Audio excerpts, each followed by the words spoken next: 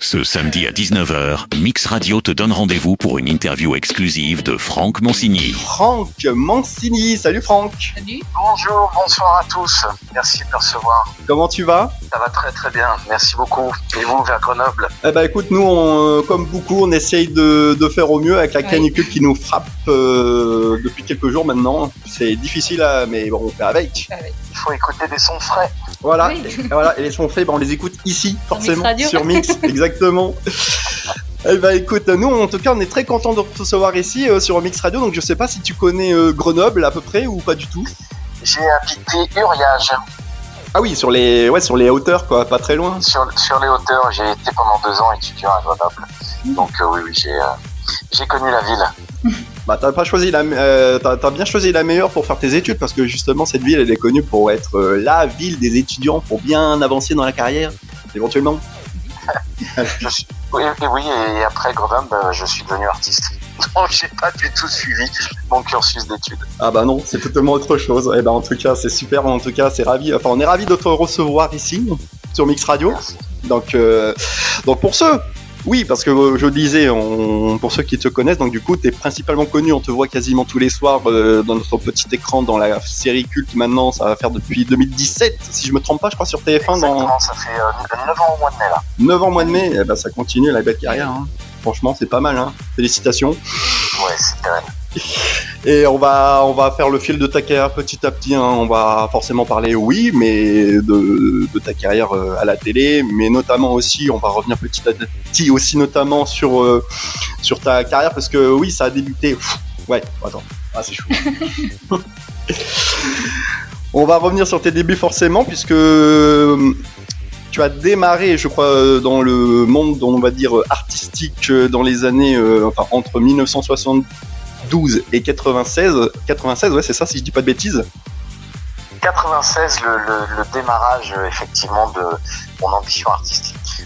Où tu as notamment, t'avais l'envie de devenir comédien à travers notamment les formations que tu as suivies du côté de l'école internationale et création audiovisuelle et de réalisation. Puis après, ensuite, tu es allé du côté des cours de Jean Périmoni. C'est ça. Et d'Eva Saint-Paul, avant de faire les stages qui t'ont aidé justement à te construire dans ta carrière. Absolument. Ça a été mes premiers instituteurs théâtraux. Sur lesquels justement tu as pu apprendre les armes du métier notamment. Oui, ce qu'on appelle, Eva Saint-Paul était quand même une spécialiste de la technique. C'est vraiment des choses avec lesquelles j'habite encore dans mes préparations de projets. C'était des bases extrêmement solides et extrêmement nécessaires dont je n'avais aucune connaissance avant d'intégrer son cours. Et qui te sert encore aujourd'hui. Ah oui, très clairement.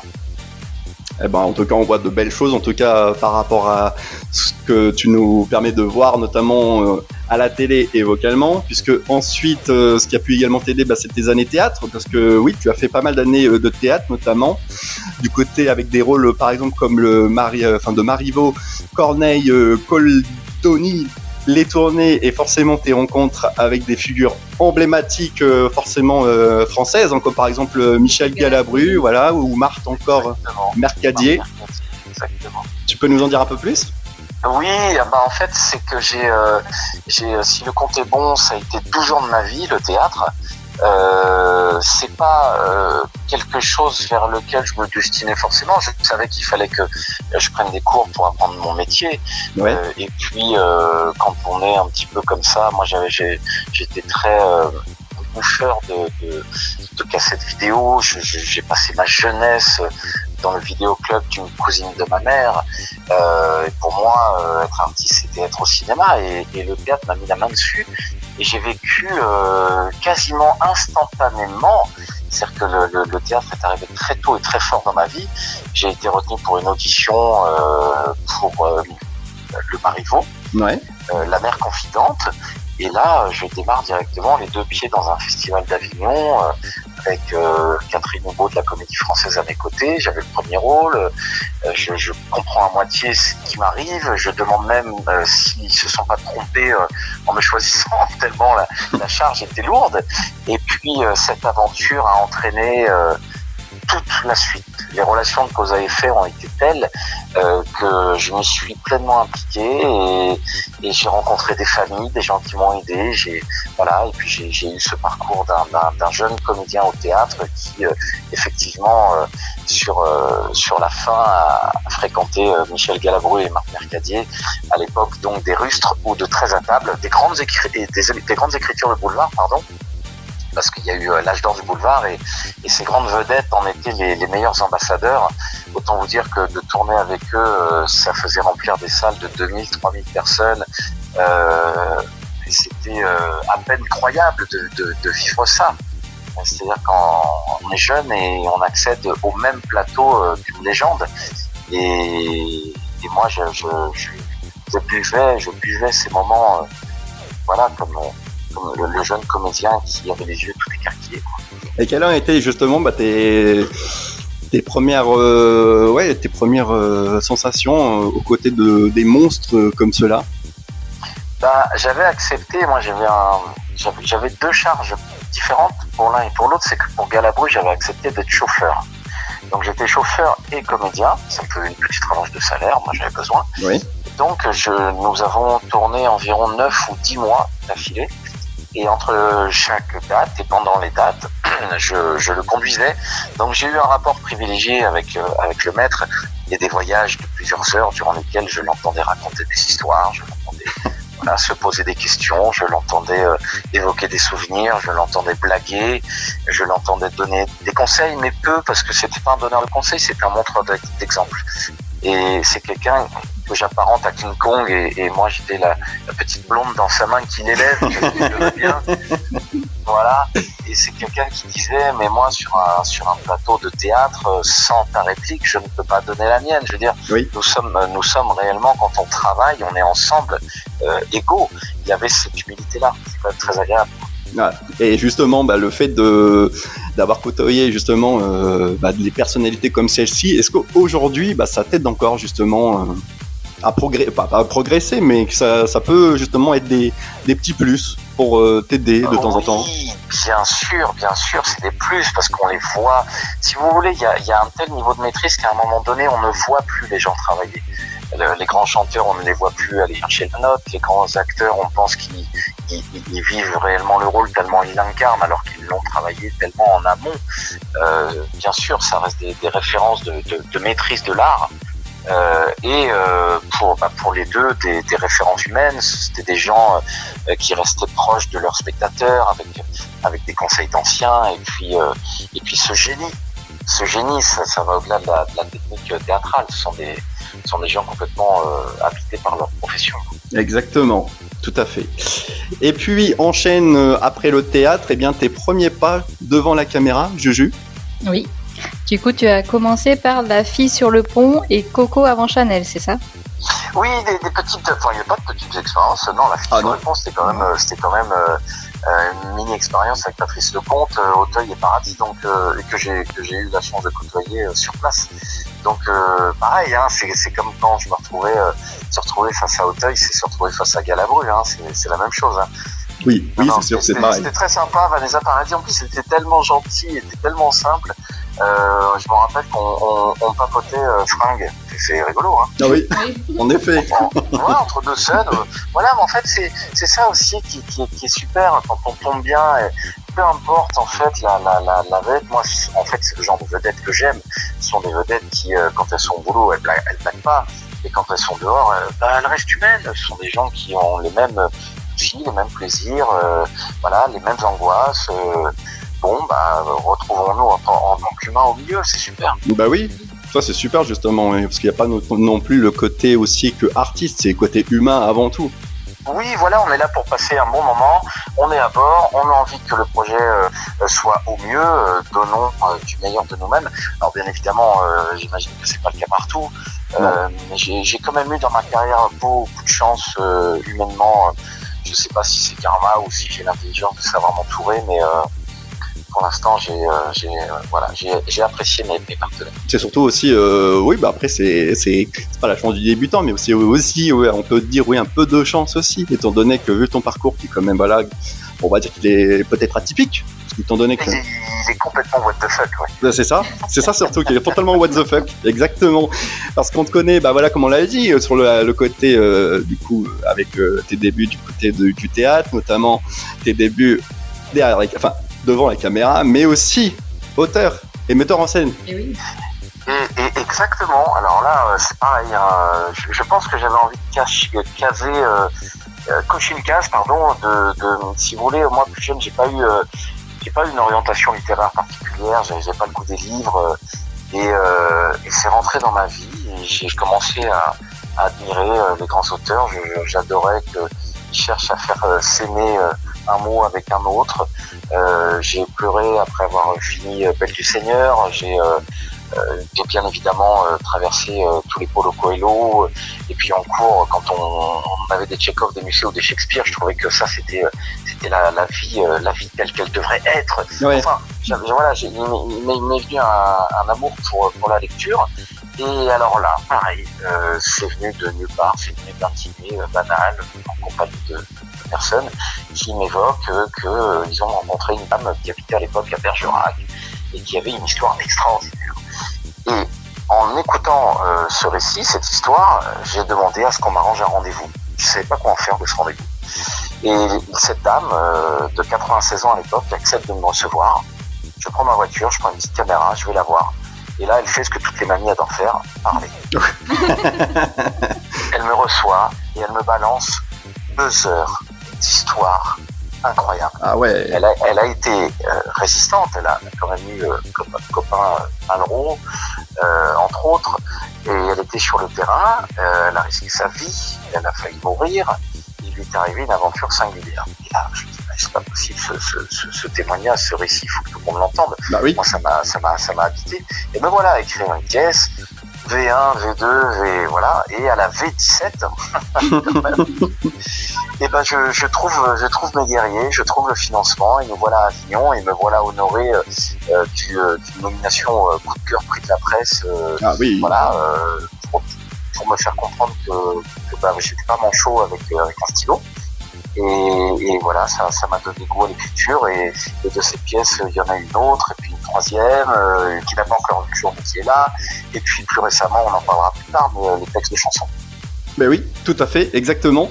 Et pour revenir justement à ce justement beau parcours, on peut notamment noter que tu as pu également nous doter de pas mal de beaux projets, dont notamment Sacré Mariage, Résistante, comme tu nous avais... Effectivement. Résistante, donc, comme tu viens de nous parler, qui est inspirée de l'histoire de Liliane Armand. Exactement.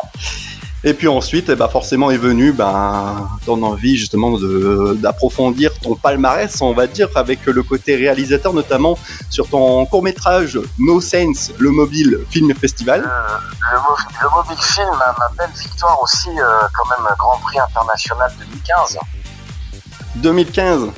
2015, c'était Grand Prix International, on devait raconter une histoire importante en 1 minute.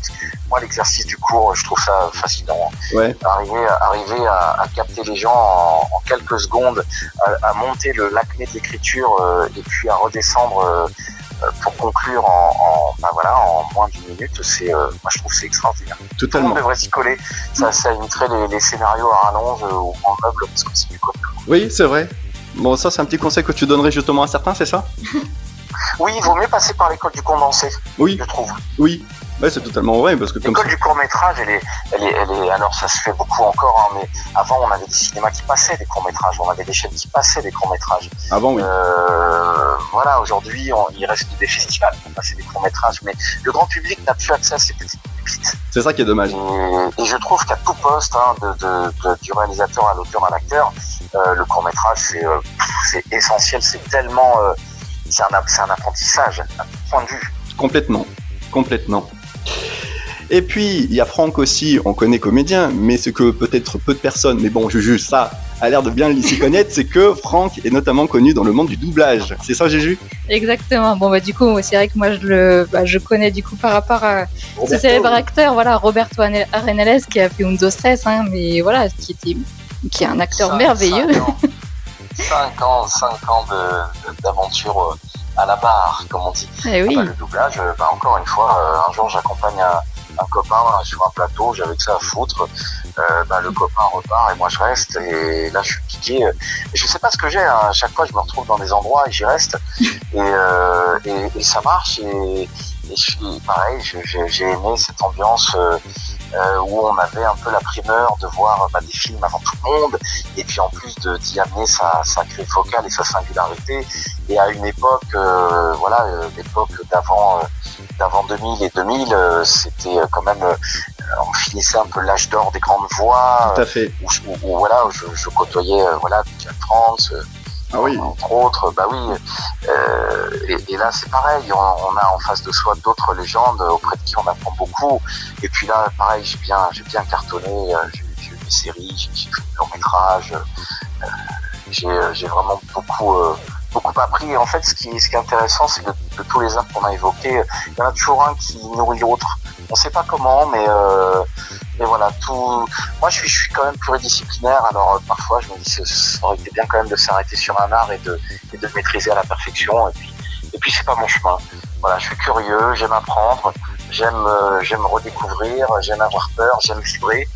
Donc voilà, ça a été à cette époque l'heure du doublage, où avant Covid, bien sûr, on pouvait encore être 14, 15 à la barre et puis se marrer. C'est sûr.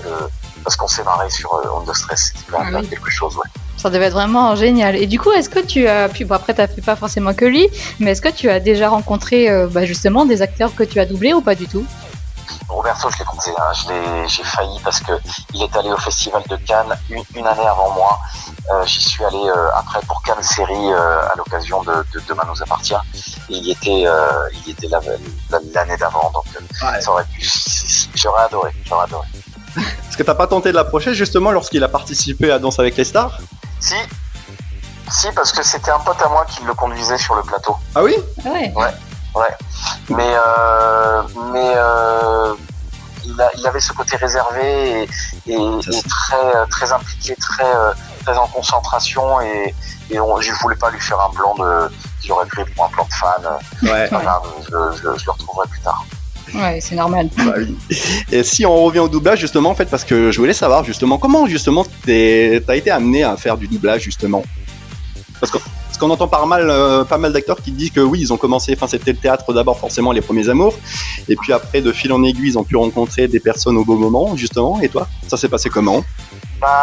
J'ai accompagné mon pote qui connaissait Georges Caudron, quand même la voix de Fox Mulder dans X-Files. Ah oui, quand même. Voilà. Et puis Georges et moi, on a accroché. C'est devenu mon tonton de doublage. Il a aimé mon énergie, ma spontanéité, et puis mon envie. Moi, je me rappelle, c'était au début d'un été, et j'ai décidé de consacrer mon été à rester assis dans un plateau, dans l'obscurité, à payer mon déjeuner le midi et à regarder les gens travailler. Et il a vu que j'étais constant, que j'étais présent, que j'étais volontaire, et puis il a décidé de m'aider. Et puis chemin faisant, il s'est révélé que j'avais du potentiel pour ça. Ah clairement, ça s'entend, parce que notamment on peut te retrouver notamment dans des doublages par exemple d'acteurs où tu prêtes régulièrement ta voix, notamment forcément comme je l'ai dit à Miguel Angelo Munoz, c'est ça, c'est un peu long à dire mais on y arrive.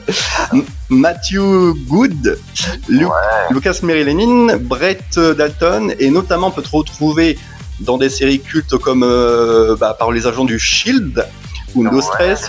J'ai eu ma série qui s'appelle Jericho avec Skeet Ulrich. Tout à fait. J'ai fait du Twilight quand même. Eh oui, du Twilight également.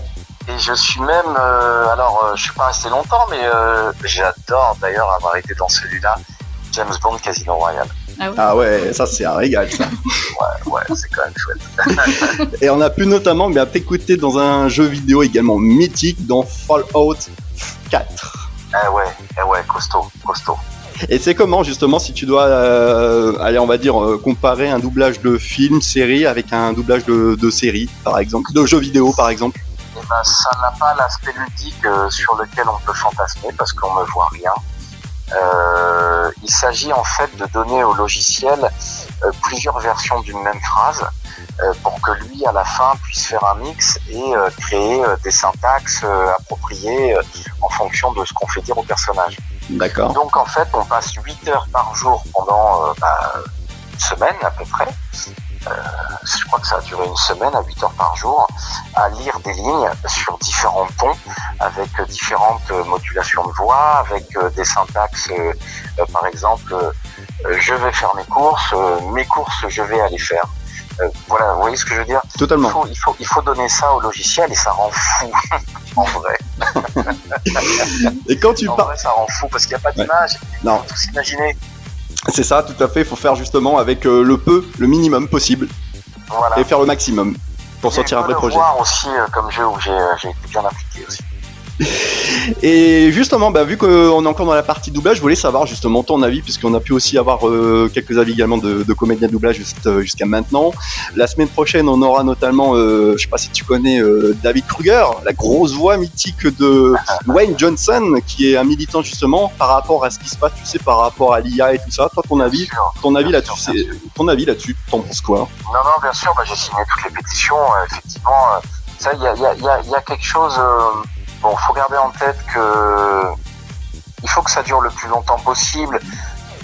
Je veux dire, les éteigneurs de réverbères et les gens qui réveillaient ceux qui allaient au travail dans la rue sont des métiers qui ont disparu parce qu'un jour il y a eu des radios réveil et puis un jour il y a eu l'électricité. C'est ça. Bon, je veux pas être fataliste, mais comme c'est l'argent qui prend le pas, c'est assez compliqué pour des gens qui ne sont pas en affect avec le côté artisanal du doublage de leur dire continuez de payer plus cher et embauchez-nous. C'est pas un discours de chef d'entreprise, c'est un discours d'humain sur le terrain. Donc on n'en est pas là, ça n'est pas fini. Moi, je fais encore des voice-overs, je fais rendez-vous en terrain connu régulièrement. Ce matin, j'étais encore au plateau. Voilà, l'humain n'a pas été remplacé. Pour l'instant, l'IA sert pour l'administratif, sert certainement pour des choses très utiles. Pour l'instant, moi, j'entends des gens qui se servent de l'IA et qui sont toujours à leur poste. Après, je suis pas fin connaisseur et je sais que le progrès va très vite. Oui. Mais bien évidemment que je suis défavorable au possible. Là, j'ai lu récemment que la première actrice IA va avoir un premier rôle au long métrage. Je m'en fous. J'ai pas envie d'y aller. Non. J'ai envie qu'on me touche. J'ai envie de trouver sur le travail d'un acteur formidable. J'ai envie que ça me donne envie. J'aime le talent, j'aime le temps des choses. Donc non, je suis défavorable à l'IA tout en sachant que j'espère qu'on aura la sagesse de s'en servir à bon escient et pas au mauvais endroit. Exactement. En tout cas, nous également, médias, pareil, on partage et on soutient énormément les acteurs, que ce soit dans le doublage ou autre, parce que maintenant, tout métier peut être mis en difficulté et en danger, justement, parce que oui, il y a des comédiens de doublage également, mais il n'y a pas que, il y a pas mal, tout le métier artistique et pas que est concerné, justement, et c'est pour ça que, justement, oui, l'IA peut servir dans certains points, mais quand même, laisser aussi la part de l'humanité là-dedans, c'est quand même le mieux. Mais c'est toujours pareil en tout, c'est toujours un problème d'excès. Exactement, c'est ça, tout à fait. Et on va continuer sur ta belle carrière, étant donné que du côté de l'année 2017 où tu commences déjà à t'implanter du côté du sud de la France, du côté de la série qui est devenue maintenant une série culte sur TF1, Demain nous appartient, où tu obtiens le rôle récurrent et même maintenant régulier du commandant Martin Constant. Exactement. Et comment es-tu arrivé justement à intégrer ce magnifique et très beau casting ? Par agent, mais il faut savoir, tout le monde ne sait pas, que j'ai pas été casté pour Martin au départ, j'ai été casté pour Karim. Oui. Voilà, mon pote, oui, c'est Samy Derby qui était d'ailleurs en casting pendant que j'attendais dans la salle d'attente, on se connaissait pas. Et comme, vous le savez maintenant, c'est lui qui a eu le rôle. Exactement. J'entendais tout de son audition et c'était effrayant parce que c'était pour lui. Et il avait conquis sa tribune et moi quand je suis passé derrière, j'ai bien senti qu'ils avaient déjà décidé dans leur tête de le prendre. Et c'est très très dur pour un comédien de passer après celui qui a été choisi, quoi. Ah bah oui, j'imagine bien. Et voilà, et puis après j'ai été rappelé pour encore parce qu'il restait Martin pour voir et je savais pas où allait m'emmener Martin parce qu'au démarrage Martin c'est 30 épisodes et puis ciao. C'est ça. Voilà, et puis il en a été décidé autrement dans les hautes instances et puis à force de on en a fait le Martin qu'on connaît et c'est devenu un des personnages emblématiques, voilà, du commissariat, quoi. Et dis-toi que l'année prochaine, ça fera quand même déjà 10 ans que tu as intégré le casting. Ouais. Déjà. Et qu'est-ce que t'en gardes jusqu'à maintenant du bon côté Bon, les mauvais, je pense pas qu'il y en ait beaucoup, à mon avis, quand t'es en tournage dans ce genre de contexte de série, dans le sud de la France en plus, donc je sais pas. C'est majoritairement positif, bien évidemment. C'est-à-dire qu'on a la chance de la pratique, c'est-à-dire que personne ne pratique autant que nous. C'est-à-dire qu'on pratique notre art. Je vous laisse imaginer ce que ça fait de travailler 12 à 15 jours par mois. Ah oui. Au départ à 11 séquences par jour. Alors aujourd'hui c'est beaucoup plus raisonné, mais ça veut dire qu'on est arrivé mal dégrossi parce que les comédiens on ne stresserait plus à travailler beaucoup, donc on arrive avec une qualité de travail et on ressort de DNA avec une autre. Oui. C'est-à-dire qu'on est devenu des guerriers du plateau télé. On sait travailler. Ça c'est indéniable. Voilà, il y a ça, il y a comprendre un système qui est complexe, comprendre un montage financier qui l'est tout autant. Et puis après, dans les côtés qui sont compliqués, c'est que on travaille pas, on rentre pas chez nous le soir. Donc le choix de rester dans une ville à 900 km de chez nous, loin pour certains de leurs compagnons, de leurs compagnes, de leurs enfants, aux dépens d'autres projets qui ne peuvent pas supporter le rythme d'une quotidienne. On voit les rôles nous passer devant parce que on peut pas les assumer, on choisit de ne pas les assumer. C'est des choix de carrière. Et comment se déroule une journée de tournage, par exemple, dans une série quotidienne comme celle-ci ? Eh ben, il y a une équipe technique qui est présente au plus tôt. On va dire que on va partir sur une base de 8 heures de travail. On est sur à peu près 8 heures. Des fois ça commence plus tôt, des fois ça finit plus tard. Il y a 30 personnes qui composent l'équipe. Il y a 3 équipes qui composent une journée de travail. Et pour les 3 équipes, question de rentrer 26 minutes par jour, c'est-à-dire la longueur d'un petit peu j'avais fait avant. Ah oui, quand même. C'est compliqué de le faire depuis pour ceux qui essaient. Ah bah oui. Les équipes techniques de réalisation, tout ça se chopent environ 10 séquences à tourner et les comédiens entre 6 et 7.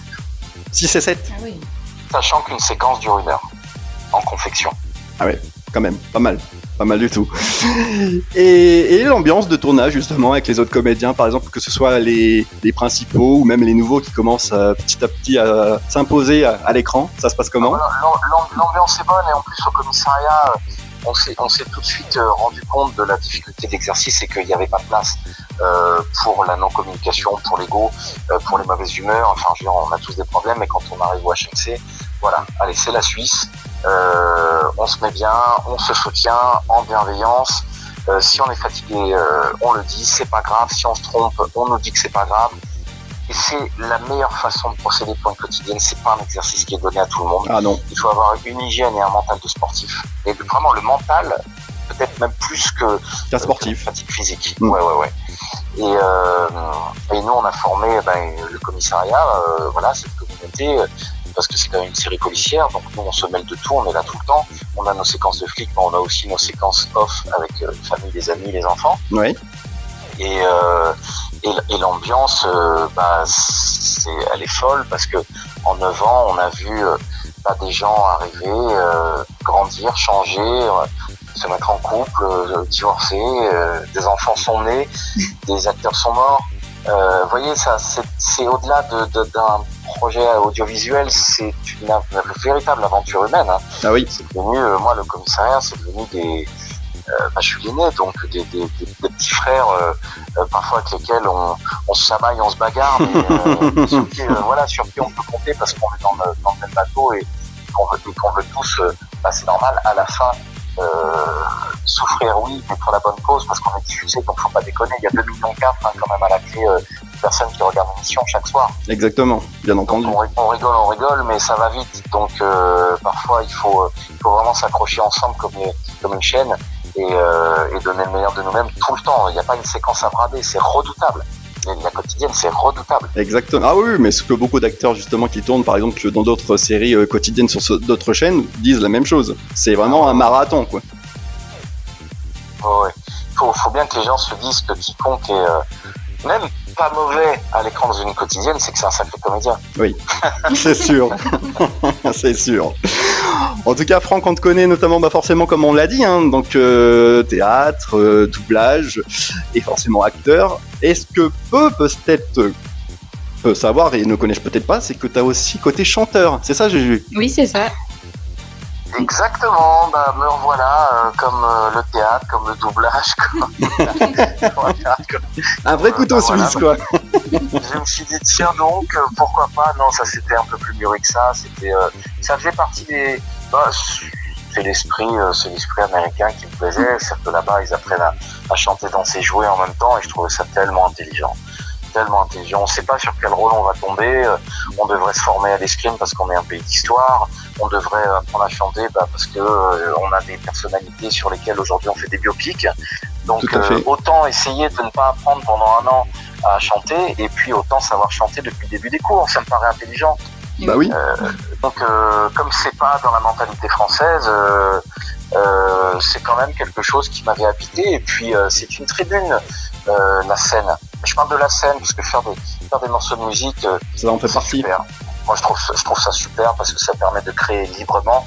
Si tant est qu'on fasse de la musique passion, on a besoin de personne.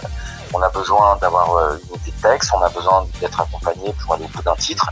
Et après, si on veut se professionnaliser, ça devient un métier. Et puis aujourd'hui, il faut des équipes. Exactement. Mais la scène, je veux dire, pardon, mais le théâtre et les concerts sont des endroits où les artistes peuvent encore dire ce qu'ils veulent, à moins qu'on monte sur scène et qu'on leur coupe le micro. C'est des tribunes très importantes, très inspirantes. Et si on est un artiste qui a envie d'être honnête, je trouve ça très inspirant et pourvu que ça dure, il y a là encore moins de prises. Si aller pour flairer des textes, mais des textes en IA, je pense que ça pue à distance. Complètement. Ah oui, ça peut se griller à 1000 km. Voilà. Donc ça m'a plu, ça m'a grisé et je me suis autorisé vraiment. C'est pas seul contre tous, mais disons que personne m'a dit tu devrais, essaye, passe le cap, parce que j'ai autant vous dire que à mon âge, en étant un acteur que les gens aiment qualifier d'acteur de quotidienne, d'un coup le mec il fait de l'urbain. Ah bon? Bah oui, ça me fait rire. Déjà ça me fait vraiment rire, ça me plaît beaucoup. Et puis c'est là que mes autres métiers m'ont servi. J'ai pratiqué la scène théâtrale, donc je suis sur une scène, je sais me mouvoir, je sais porter ma voix, je sais communiquer avec les gens entre les morceaux. Et j'ai été auteur, donc j'écris des textes que j'aime beaucoup et qui ont l'air de plaire. Rester à aborder le chant, donc je ne suis pas un chanteur lyrique, donc je prends des cours de chant. Donc me voilà à nouveau dans un postulat de débutant, de démarrage qui apprend à 50 piges. Je trouve ça génial et je souhaite ça à tout le monde parce que on sera jamais assez prêt, ce sera jamais assez parfait. Non. Et on sera jamais assez soutenu pour faire des choses là où on n'attend pas qu'on les crée. Exactement. Donc on est tout seul avec nos rêves et croyez-moi, ça passe vite. Et quand on se retrouve à la fin en disant j'aurais dû, et là pour moi ça c'est l'enfer. Exactement. Parce que on part avec rien en tête à des moments de vie. Bon, c'est pas très glauque de dire ça, mais on se mouvoie moins, on est parfois seul. Et si on a la tête pleine de souvenirs, mon Dieu, qu'est-ce qu'on peut voyager. Mais si on n'a rien foutu, on peut s'en prendre qu'à soi-même, et là c'est dur, quoi. C'est clair. En tout cas, sache que, même les auditeurs, que justement pour approfondir le talent justement de Franck, eh bien vous pouvez l'écouter avec 2 titres, principalement Tant que j'avance et Come Again. Bon, j'ai pas un anglais terrible, mais d'où est venu ces... Il y en a, oui, c'est ça. Il y a 7 titres sur les plateformes. 7 titres, ouais. Qui arrivent. que je vais présenter d'ailleurs lors d'un concert au mois d'août que je vais donner dans les Landes le 7 août.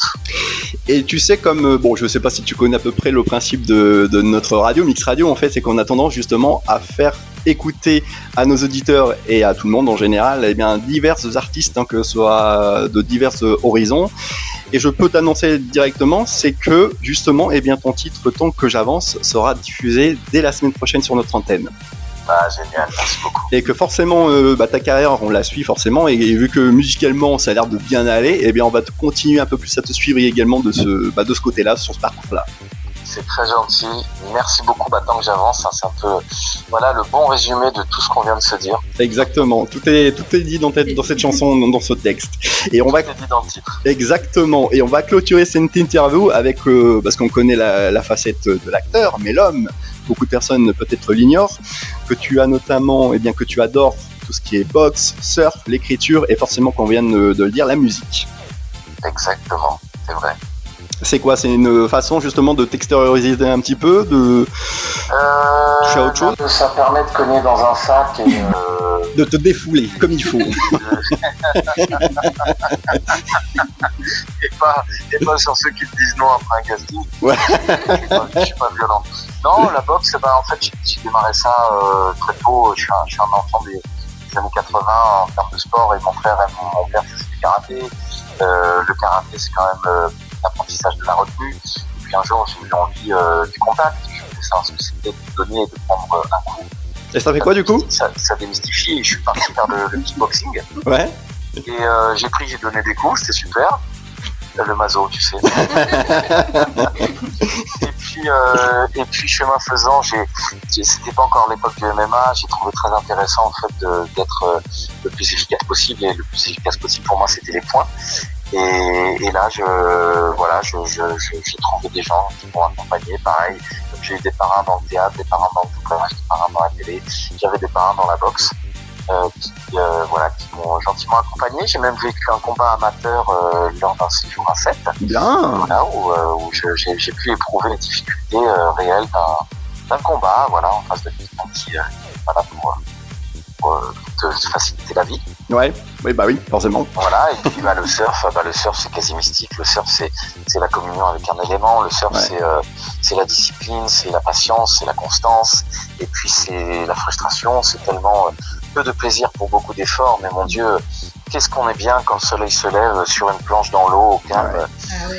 Totalement. On se lave l'essence et tout sent bon, et c'est l'odeur de la noix de coco sur une planche, c'est le sable entre les orteils, enfin bon, c'est... Alors t'es poétique, hein. C'est magnifique, quoi. T'es bien poétique, hein, ça sent. Hein. Ça donne envie ou pas? Ah, franchement, ouais, là, ça y est, on s'y croirait presque, là, avec un cocktail à la main et tout. J'ai eu mes années surf des neiges aussi à Champs-Rousse, en tout cas, qu'est-ce que j'ai aimé, ça, c'est super. C'est vrai? Ah ouais. Ah, tu devais être bien. J'étais foufou, j'ai essayé de sauter et tout. Oh. Heureusement qu'il y a eu plus... Non, il n'y a rien eu, parce qu'il est encore parmi nous, donc tout va bien. Et c'est super. En tout cas, Franck, on te remercie de nous avoir accordé cette petit échange sur Mix Radio ici aujourd'hui. Merci beaucoup. J'espère que vous apprécierez, et puis on se retrouve au fil des titres qui apparaîtront comme ça au gré de mes envies et des opportunités. Avec grand plaisir, et forcément pour tous les autres, pour tous les spectateurs, tous les téléspectateurs et auditeurs notamment, vous le retrouvez également tous les soirs sur TF1 notamment, dans Demain nous appartient. Voilà. Voilà, à bientôt tout le monde. À bientôt, ouais. Dans les yeux ou les oreilles. Également, dans les yeux, dans les oreilles, hein, oui, on sait jamais de quoi il fait la demande. Non, pas ailleurs. Non, pas ailleurs, non, surtout pas ailleurs, non. Et sachez que vous pourrez retrouver dans quelques minutes l'interview complète avec Franck sur mixradio.org. La suite des programmes se poursuit maintenant, hein, Juju? Un peu de musique, ça va faire du bien. Ah oui, ça va faire du bien, oui. Et pourquoi pas justement un petit Franck Poncini? Ça peut être bien, pas. Oui, pourquoi pas? On se l'écoute maintenant avec le titre justement Tant que j'avance. Merci encore, Franck. Merci à toi. Au revoir. Au revoir.